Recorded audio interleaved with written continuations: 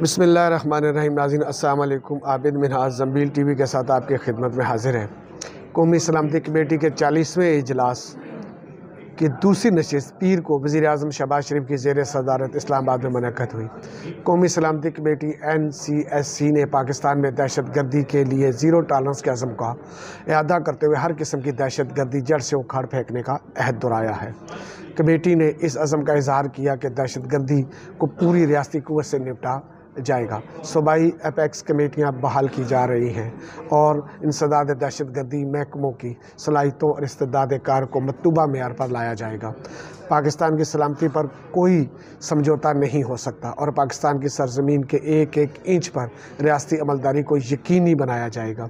कौमी सलामती कमेटी में कहा गया कि मजबूत मईशत के लिए ठोस इक़दाम किए जाएंगे।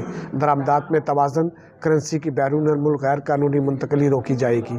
किसी मुल्क को अपनी सरजमीन दहशत गर्दों के पनाहगाह के तौर पर इस्तेमाल करने की इजाज़त नहीं दी जाएगी। इजलास में वफाकी वज़रा, chairman joint chief of staff committee, तीनों सर्विसेज चीफ और इंटेलिजेंस इदारों के सरबराहान ने शिरकत की। इलामिया के मुताबिक इजलास ने करार दिया कि कौमी सलामती का तस्वर माशी सलामती के गिर्द घूमता है और ये कि माशी खुद इंसारी और ख़ुद मुख्तारी के बगैर कौमी खुद मुख्तारी और वक़ार पर दबाव आता है।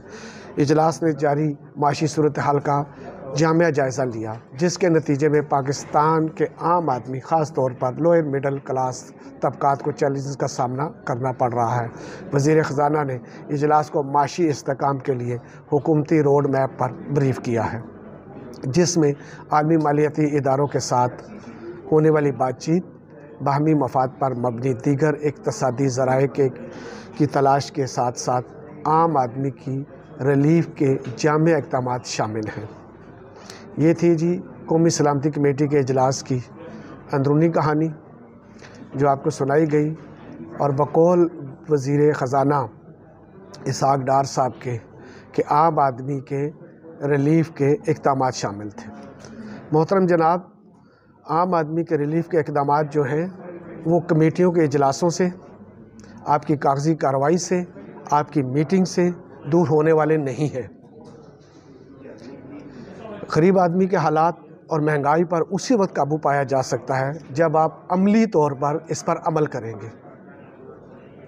इजलास से गरीब आदमी की माशी हालत कभी भी सुधरने वाली नहीं है।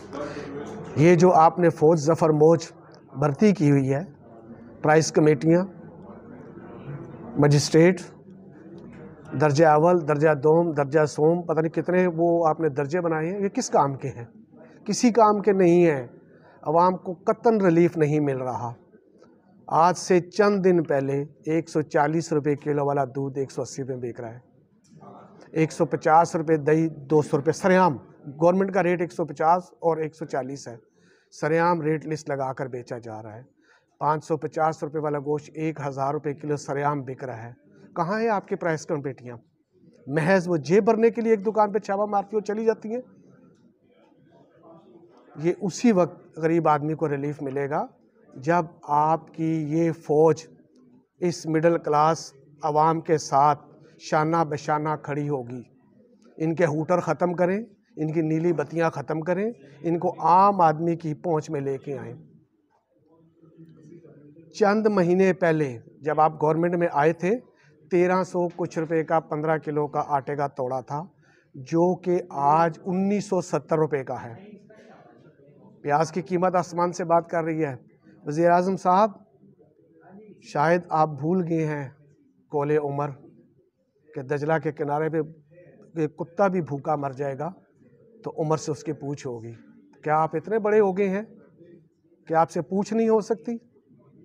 आप अपने इलाज के लिए तो इंग्लैंड में से नीचे बात ही नहीं करते कि आपकी बीमारी पाकिस्तान में तो हो ही नहीं सकती, आपकी एजुकेशन बच्चों की पाकिस्तान में हो नहीं सकती, आपके किसी किस्म के प्रोग्राम पाकिस्तान में नहीं हो सकते, आपके बच्चों की इवन की शादियां पाकिस्तान में नहीं हो सकती।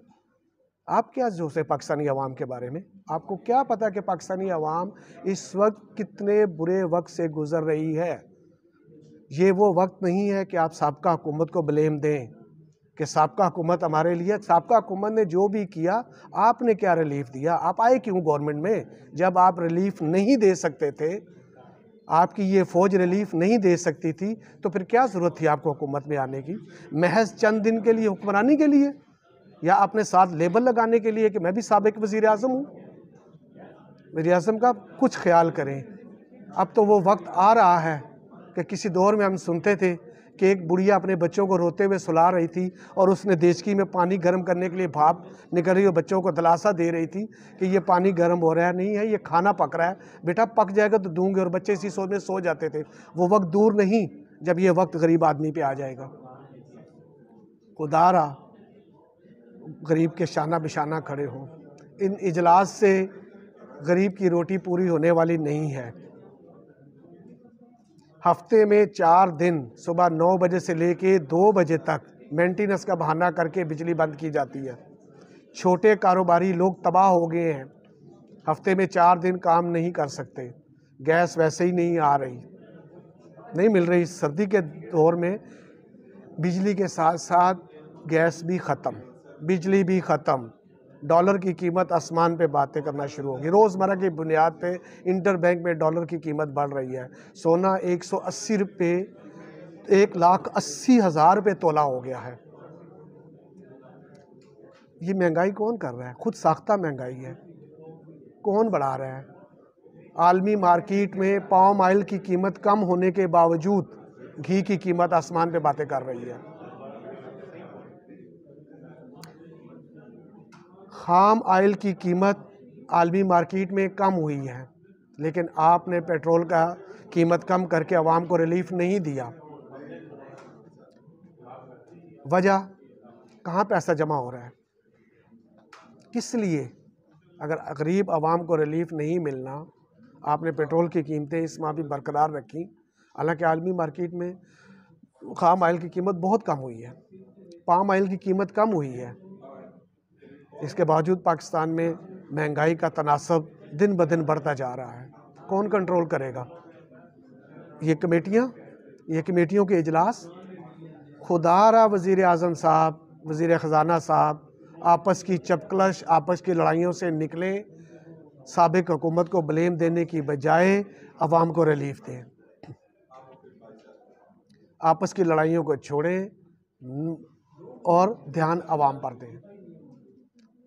आप तो सिर्फ यही प्रॉब्लम हो रही है कि पंजाब में हुकूमत इमरान खान की है, हमने क्यों नहीं ली?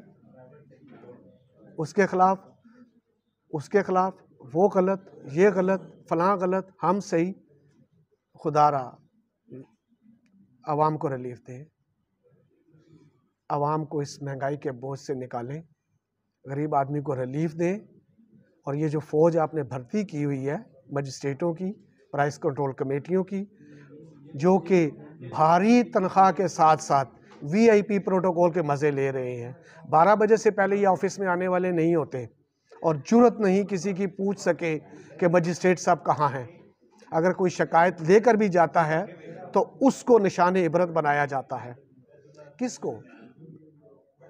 वज़ीर ख़जाना साहब, अगर आपने गरीब आदमी को रिलीफ देना है तो ये प्राइस कंट्रोल कमेटियों के नंबर्स, उनके ईमेल्स, उनके राब्ते सरे बाज़ार जगह जगह अवेज़ा किए जाएं, ताकि गरीब आदमी उसी वक्त शिकायत करे और शिकायत करंदा को फ़ौरन रिलीफ दिया जाए, बग़ैर किसी तहकीक के कि ये झूठ बोल रहा है। ऐसा नहीं है।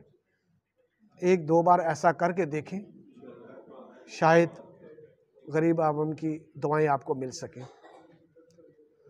गुलाम